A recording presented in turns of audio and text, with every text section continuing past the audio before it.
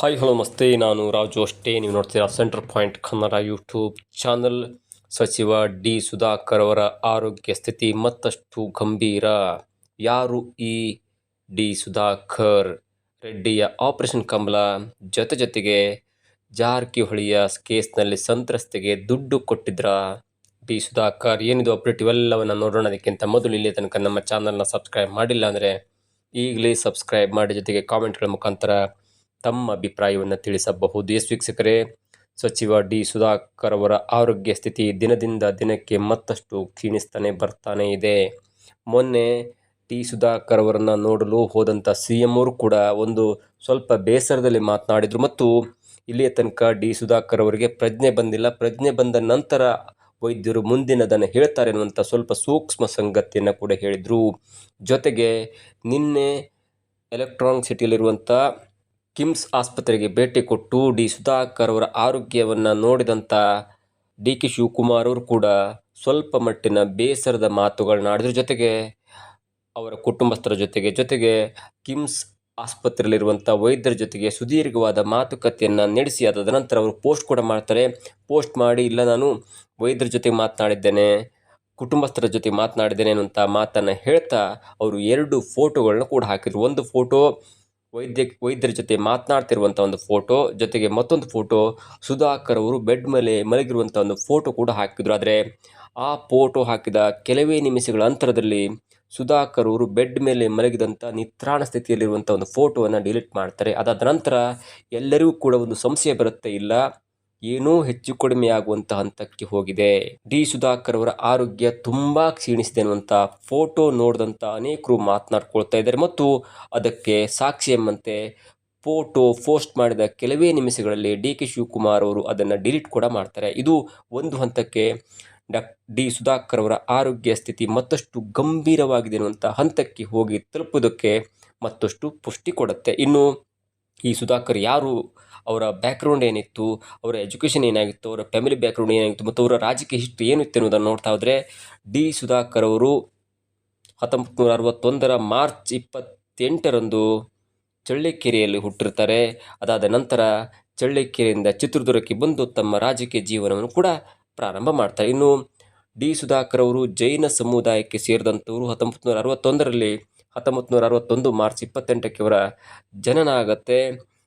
ಅವರ ತಂದೆ ಹೆಸರು ದಶರಥಯ್ಯ ಎನ್ನುವಂಥ ಒಂದು ಶ್ರೀಮಂತ ಕುಟುಂಬದಲ್ಲಿ ಹುಟ್ಟಿರ್ತಾರೆ. ಅವರ PUC ಕೂಡ ಚಿತ್ರದುರ್ಗದಲ್ಲಿ ಅವರು ಓದ್ಕೊಂಡಿರ್ತಾರೆ. ಅದಾದ ನಂತರ 1981ರಲ್ಲಿ ಶಿವಮೊಗ್ಗದ ನ್ಯಾಷನಲ್ ಕಾಲೇಜ್ನಲ್ಲಿ ಅವರು BCom ಅನ್ನು ಕೂಡ ಮುಗಿಸ್ತಾರೆ.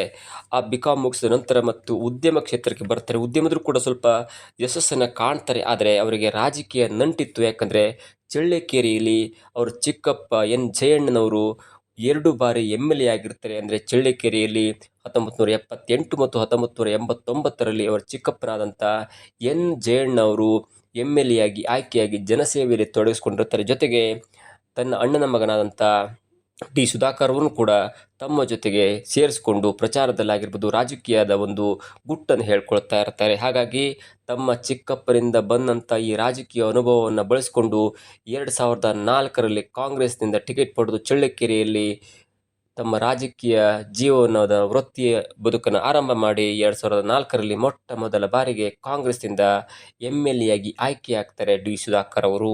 ಅದಾದ ನಂತರ 2008ರಲ್ಲಿ ಈ ಕ್ಷೇತ್ರ ಮರುವಿಂಗಡಣೆ ಆದ ನಂತರ, ಅಂದರೆ ಡಿಲಿಮಿಟೇಷನ್ ಆದ ಕಾರಣಕ್ಕಾಗಿ ಚಳ್ಳಕೆರೆ ಕ್ಷೇತ್ರ ST ರಿಸರ್ವೇಷನ್ ಸೀಟಿಗೆ ಹೋಗುತ್ತೆ.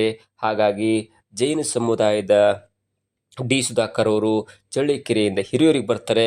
ಹಿರಿಯೂರಿಗೆ ಬಂದು ಕಾಂಗ್ರೆಸ್ನಿಂದ ಟಿಕೆಟ್ ಕೇಳ್ತಾರೆ.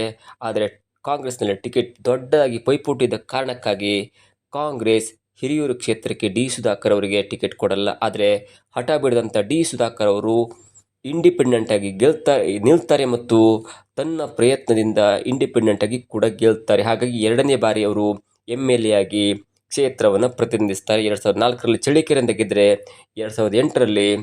2008ರಲ್ಲಿ ಹಿರಿಯೂರು ಕ್ಷೇತ್ರದಿಂದ ಇಂಡಿಪೆಂಡೆಂಟ್ ಅಭ್ಯರ್ಥಿಯಾಗಿ ಗೆಲ್ತಾರೆ. ಆಗಲೇ ಆಗಿದ್ದು ನೋಡಿ, ಡಿ ಸುಧಾಕರ್ ಇಡೀ ಕರ್ನಾಟಕಕ್ಕೆ ಗೊತ್ತಾಗಿದ್ದು.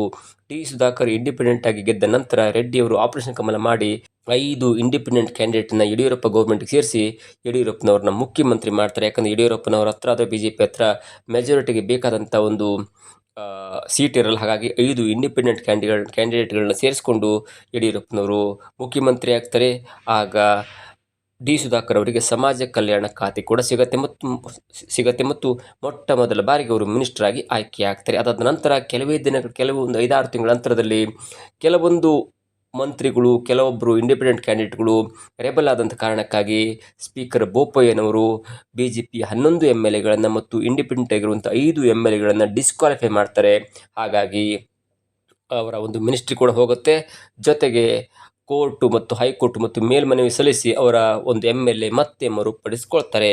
ಅದಾದ ನಂತರ 2013ರಲ್ಲಿ ಅವರು ಹಿರಿಯೂರು ಕ್ಷೇತ್ರದಿಂದ ಕಾಂಗ್ರೆಸ್ ಅಭ್ಯರ್ಥಿಯಾಗಿ, ಅಂದರೆ 2008ರಲ್ಲಿ ಇಂಡಿಪೆಂಡೆಂಟ್ ಆಗಿ ಗೆದ್ದ ನಂತರ ಮತ್ತೆ 2013ರಲ್ಲಿ ಕಾಂಗ್ರೆಸ್ಸಿಗೆ ಹೋಗ್ತಾರೆ. ಕಾಂಗ್ರೆಸ್ಸಿಗೆ ಹೋದ ನಂತರ ಮತ್ತು ಕಾಂಗ್ರೆಸ್ನ ಟಿಕೆಟ್ ಪಡೆದು 2013ರಲ್ಲಿ 1200 ಮತಗಳ ಅಲ್ಪ ಅಂತರದಿಂದ ಕಾಂಗ್ರೆಸ್ನಿಂದ ಗೆದ್ದು ಬೀಗ್ತಾರೆ. ಹೀಗಾಗಿ 3ನೇ ಬಾರಿ MLA ಆಗ್ತಾರೆ. ಇನ್ನು 2018ರಲ್ಲಿ ಸೋಲಾಗತ್ತೆ. ಯಾಕಂದರೆ ಪೂರ್ಣಿಮಾ ಶ್ರೀನಿವಾಸ್ ಅವರ ವಿರುದ್ಧ ಪೂರ್ಣಿಮಾ ಶ್ರೀನಿವಾಸ್ ಅವರು BJPಯಿಂದ ನಿಲ್ತಾರೆ, ಡಿ ಸುಧಾಕರ್ ಅವರು ಕಾಂಗ್ರೆಸ್ನಿಂದ ನಿಲ್ತಾರೆ. ಹಾಗಾಗಿ ಕಾಂಗ್ರೆಸ್ನಿಂದ ನಿಂತಹ ಡಿ ಸುಧಾಕರ್ ಅವರಿಗೆ ಮೊಟ್ಟ ಮೊದಲ ಬಾರಿಗೆ ಸೋಲಾಗತ್ತೆ. ಇನ್ನು 2023ರಲ್ಲಿ ಮತ್ತೆ ಎದುರಾಗುತ್ತೆ ಪೂರ್ಣಿಮಾ ಶ್ರೀನಿವಾಸ್ ಅವರು BJP ನಿಲ್ತಾರೆ. ಜೊತೆಗೆ ಡಿ ಸುಧಾಕರ್ ಅವರು ಕಾಂಗ್ರೆಸ್ನಿಂದ ಟಿಕೆಟ್ ಪಡೆದು ಕಾಂಟೆಸ್ಟ್ ಮಾಡ್ತಾರೆ. ಹಾಗಾಗಿ 2023ರಲ್ಲಿ ಕಾಂಗ್ರೆಸ್ ಅಭ್ಯರ್ಥಿಯಾಗಿ ಕಣಕ್ಕಿಳಿದಂಥ ಡಿ ಸುಧಾಕರ್ ಅವರಿಗೆ ಬರೋಬ್ಬರಿ 30,000ಕ್ಕೂ ಹೆಚ್ಚು ಮತಗಳಿಂದ ಗೆಲುವು ಸಿಕ್ಕು 4ನೇ ಬಾರಿಗೆ MLA ಆಗಿ ಮಿಂಚ್ತಾರೆ. ಮತ್ತು ಈಗ ಸಿದ್ದರಾಮಯ್ಯನವರ ಸರ್ಕಾರದಲ್ಲಿ ಸಾಂಖ್ಯಿಕ ಮತ್ತು ಯೋಜನಾ ಮಂತ್ರಿಯಾಗಿ ಕಾರ್ಯವನ್ನು ಕೂಡ ನಿರ್ವಹಿಸ್ತಾ ಇದ್ದಾರೆ. ಇನ್ನು ಅವರ ಫ್ಯಾಮಿಲಿ ಬ್ಯಾಕ್ಗ್ರೌಂಡನ್ನು ಹೇಳ್ತಾ ಹೋದರೆ, ಡಿ ಸುಧಾಕರ್ ಅವರ ಪತ್ನಿಯ ಹೆಸರು ಹರ್ಷಿಣಿ ಅಂತ. ಹೀಗಾಗಿ ಸುಧಾಕರ್ ಮತ್ತು ಹರ್ಷಿಣಿ ಅವರಿಗೆ 2 ಮಕ್ಕಳಿದ್ದಾರೆ. ಸೃಷ್ಟಿ ಎನ್ನುವಂಥ ಒಬ್ಬರು ಮಗಳಿದ್ದಾರೆ ಮತ್ತು ಸುಹಾಸ್ ಎನ್ನುವಂಥ ಒಬ್ಬ ಮಗ ಕೂಡ ಇದ್ದಾನೆ. ಇನ್ನು ಅವರ ಆಸ್ತಿ ವಿಚಾರವಾಗಿ ಬಂದರೆ ಸರಿಸುಮಾರು 135 ಕೋಟಿಯಷ್ಟು ಆಸ್ತಿ ಇದೆ. ಜೊತೆಗೆ 115 ಕೋಟಿಯಷ್ಟು ಸಾಲವು ಕೂಡಿದೆ. ಜೊತೆಗೆ ದೊಡ್ಡ ಮನೆ ಇದೆ, ಬೇಕಾದಷ್ಟು ಚಿನ್ನ ಇದೆ, ಜೊತೆಗೆ ಐಷಾರಾಮಿ ಕಾರುಗಳು ಕೂಡ ಇದೆ. ಇನ್ನು ಈ ಫ್ಯಾಮಿಲಿಯ ಜೊತೆ ಕುಟುಂಬದ ವಿಷಯ ಬಿಟ್ಟು ಬೇರೆ ವಿಷಯವನ್ನು ಮಾತನಾಡ್ತಾ ಇದ್ದಾರೆ. ಅದು ನಮಗೆ ಬರುವಂಥ ಒಂದು ವಿಷಯ ಅಂದರೆ ಸುಧಾಕರ್ ಅವರ ಸುತ್ತ ಇರುವಂಥ ವಿವಾದ. ಅದರಲ್ಲೂ ಮುಖ್ಯವಾಗಿ ರಮೇಶ್ ಜಾರಕಿಹೊಳಿ ಅವರ CD ಕೇಸ್ನಲ್ಲಿ ಡಿ ಸುಧಾಕರ್ ಅವರ ಹೆಸರು ಕೂಡ ದೊಡ್ಡದಾಗಿ ಕೇಳಿಬಂತು. ಅದಕ್ಕೆ ಮುಖ್ಯವಾದ ಕಾರಣ ಡಿ ಸುಧಾಕರ್ ಅವರು DK ಶಿವಕುಮಾರ್ ಅವರ ತುಂಬ ಆಪ್ತರು. ಈ ರಮೇಶ್ ಜಾರಕಿಹೊಳಿ ಅವರ CD ಕೇಸ್ನಲ್ಲಿ ಸಂತ್ರಸ್ತೆಯ ಜೊತೆಗೆ ಡಿ ಸುಧಾಕರ್ ಅವರ ಲಿಂಕ್ ಇದೆ. ಜೊತೆಗೆ ಅವರಿಗೆ ಹಣ ಕೊಟ್ಟಿದ್ದಾರೆ, ಫೋನ್ ಸಂಭಾಷಣೆಯಲ್ಲಿ ಅವರ ಮಾತಿದೆ ಮತ್ತು ಸಂತ್ರಸ್ತೆಯ ಬ್ಯಾಂಕ್ ಅಕೌಂಟಿಗೆ ಹಣ ಟ್ರಾನ್ಸ್ಫರ್ ಮಾಡಿದ್ದಾರೆ ಎನ್ನುವಂಥ ಆರೋಪ ಕೂಡ ಕೇಳಿಬಂತು. ಅದಕ್ಕೆ ಸ್ಪಷ್ಟನೆ ಕೊಟ್ಟಂತ ಸುಧಾಕರ್ ಅವರು, ಇಲ್ಲ, ನನ್ನ ಮತ್ತು ಸಂತ್ರಸ್ತೆಯ ಜೊತೆ ಯಾವುದೇ ಸಂಬಂಧ ಇಲ್ಲ, ಫೋನ್ ಸಂಭಾಷಣೆ ಕೂಡ ಇಲ್ಲ, ಜೊತೆಗೆ ಅವಳ ಅಕೌಂಟ್ಗೆ ನಾನು ಯಾವುದೇ ಕಾರಣಕ್ಕೂ ಹಣ ಹಾಕಿಲ್ಲ ಎನ್ನುವಂಥ ಸ್ಪಷ್ಟ ಮಾಹಿತಿಯನ್ನು ಕೊಟ್ಟರು. ಇದು ಒಂದು ವಿವಾದ. ಇನ್ನು 2ನೇ ವಿವಾದವನ್ನು ನೋಡ್ತಾ ಹೋದರೆ 2023ರಲ್ಲಿ ಭೂ ಕಬಳಿಕೆ ಮತ್ತು ಜಾತಿ ನಿಂದನೆ ಆರೋಪ ಕೂಡ ಕೇಳಿಬಂದಿತ್ತು. ಜೊತೆಗೆ 35ಕ್ಕೂ ಹೆಚ್ಚು ದಲಿತರ ಮೇಲೆ ಹಲ್ಲೆ ಮಾಡಿದಂಥ ಒಂದು ಆರೋಪ ಕೇಳಿಬಂದು ಅದಕ್ಕೆ ದೂರ ಕೂಡ ದಲಿತ ಕುಟುಂಬಸ್ಥರು ದಾಖಲಿಸಿದರು. ಯಾಕಂದರೆ ನಮಗೆ ಹಣ ಕೇಳ್ತಾರೆ ಮತ್ತು ಜಾತಿ ನಿಂದನೆಯ ಆರೋಪ ಕೂಡ ಡಿ ಸುಧಾಕರ್ ಅವರ ಮೇಲೆ ಕೇಳಿ ಬಂದಿತ್ತು. ಅದಾದ ನಂತರ ಅವರು ಕೋರ್ಟ್ಗೆ ಹೋಗಿ ಅದನ್ನು ಕ್ವಾಶ್ ಕೂಡ ಮಾಡಿಸ್ತಾರೆ. ಇನ್ನು ಡಿ ಸುಧಾಕರ್ ಅವರ ಆರೋಗ್ಯ ಹೇಗೆ ಇತ್ತು ಮತ್ತು ಹೇಗೆ ಹಾಳಾಯಿತು ಅನ್ನೋದನ್ನು ನೋಡ್ತಾ ಇದ್ದರೆ, ಕಳೆದ 15-20 ದಿನಗಳ ಹಿಂದೆ ಮಂಡಿ ನೋವು ಕಾಣಿಸಿಕೊಂಡಂಥ ಕಾರಣಕ್ಕಾಗಿ ಡಿ ಸುಧಾಕರ್ ಅವರನ್ನ ಮೊಣಕಾಲು ಚಿಕಿತ್ಸೆಗಾಗಿ ಬೆಂಗಳೂರಿನ ಮಣಿಪಾಲ್ ಆಸ್ಪತ್ರೆಗೆ ದಾಖಲು ಮಾಡ್ತಾರೆ ಮತ್ತು ಮಣಿಪಾಲ್ ಆಸ್ಪತ್ರೆಯಲ್ಲಿ ಅವರಿಗೆ ಸಣ್ಣದಂತೊಂದು ಶಸ್ತ್ರಚಿಕಿತ್ಸೆ ಕೂಡ ಆಗುತ್ತೆ. ಆದರೆ ಅದಕ್ಕೆ ಟ್ರೀಟ್ಮೆಂಟ್ ಮಾಡ್ತಾ ಇರುವಾಗಲೇ ಅವರಿಗೆ ಶ್ವಾಸಕೋಶದ ಒಂದು ಸೋಂಕು ಕಾಣಿಸ್ಕೊಳ್ಳುತ್ತೆ. ಅದಕ್ಕೂ ಕೂಡ ಮಣಿಪಾಲ್ ಆಸ್ಪತ್ರೆಯಲ್ಲಿ ಸ್ವಲ್ಪ ಟ್ರೀಟ್ಮೆಂಟ್ ಕೂಡ ಪ್ರಾರಂಭವಾಗುತ್ತೆ. ಆದರೆ ಶ್ವಾಸಕೋಶದ ಸೋಂಕು ಉಲ್ಬಣವಾಗಿ ಇನ್ನೇನು ಶ್ವಾಸಕೋಶವೇ ಕಂಪ್ಲೀಟಾಗಿ ಹಾಳಾಗುವಂಥ ಪರಿಸ್ಥಿತಿ ಬಂದಾಗ ಮಣಿಪಾಲ್ ಆಸ್ಪತ್ರೆಯಿಂದ ಸರ್ಕಾರ ಅವರನ್ನು ಎಲೆಕ್ಟ್ರಾನಿಕ್ ಸಿಟಿಯಲ್ಲಿರುವಂಥ ಕಿಮ್ಸ್ ಆಸ್ಪತ್ರೆಗೆ ದಾಖಲು ಮಾಡ್ತಾರೆ. ಮತ್ತು ಕಿಮ್ಸ್ನ ವೈದ್ಯಾಧಿಕಾರಿ ಆಗಿದ್ದಂಥ ವೆಂಕಟಗಿರಿಯವರು ಕೂಡ ಮಾಧ್ಯಮ ಸ್ನೇಹಿತರಿಗೆ ಅಥವಾ CM ಅವರಿಗೆ ಕೊಟ್ಟಂಥ ಮಾಹಿತಿ ಪ್ರಕಾರ ಅವರ ಆರೋಗ್ಯ ಸ್ಥಿತಿಯನ್ನು ನೋಡಿಕೊಂಡು ಅವರಿಗೆ ಈ ಶ್ವಾಸಕೋಶ ಟ್ರಾನ್ಸ್ಪ್ಲಾಂಟ್ ಮಾಡಲಾಗತ್ತೆ ಅನ್ನುವಂಥ ಮಾಹಿತಿಯನ್ನು ಕೂಡ ಕೊಟ್ಟಿದ್ರು. ಆದರೆ ಸಿದ್ದರಾಮಯ್ಯ ಮೀಟ್ ಆದಾಗ ಸಿದ್ದರಾಮಯ್ಯನವರು ಹೇಳಿದಂಥ ಮಾತಂದರೆ, ಇಲ್ಲ, ಈ ಶ್ವಾಸಕೋಶ ಟ್ರಾನ್ಸ್ಪ್ಲಾಂಟೇಷನ್ ಮಾಡುವಂಥ ಪ್ರಕ್ರಿಯೆ ಆರಂಭವಾಗಬೇಕಿದೆ, ಆದರೆ ಅವರಿಗೆ ಪ್ರಜ್ಞೆ ಬಂದಿಲ್ಲ. ಪ್ರಜ್ಞೆ ಬಂದ ನಂತರ ಅದರ ಬಗ್ಗೆ ಹೆಚ್ಚಿನ ಮಾಹಿತಿ ನೀಡಲಾಗುತ್ತೆ ಮತ್ತು ವೈದ್ಯರು ಅದರ ಬಗ್ಗೆ ನಿರ್ಣಯವನ್ನು ಕೈಗೊಳ್ತಾರೆ ಅಥವಾ ಕ್ರಮ ಕೈಗೊಳ್ತಾರೆ ಅಂತ ಮಾಹಿತಿಯನ್ನು ಹೇಳ್ತಾ ಇದ್ರು. ಆದರೆ DK ಶಿವಕುಮಾರ್ ಅವರು ಭೇಟಿ ಆದ ನಂತರ ಎಲ್ಲೋ ಒಂದು ಕಡೆ ಡಿ ಸುಧಾಕರ್ ಅವರ ಆರೋಗ್ಯ ತುಂಬ ಕ್ಷೀಣಿಸಿದೆ.